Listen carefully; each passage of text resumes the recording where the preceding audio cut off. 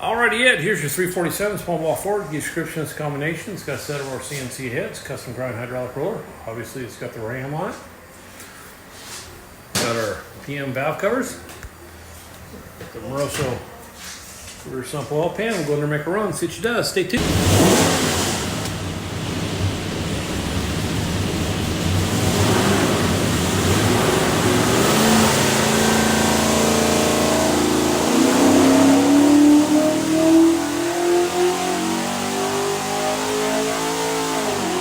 Okie doke, 3,700, 372 foot-pounds of torque, peak torque 430, peak horsepower 509, rated 500, so everything's good. What we'll do is pull the pipes back, make sure it's good and clean, show you a couple things.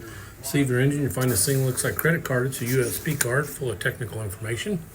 The crate will be this engine spec sheet. Highly recommend reading all that. If you've got any questions, don't hesitate to contact us. Have a great day.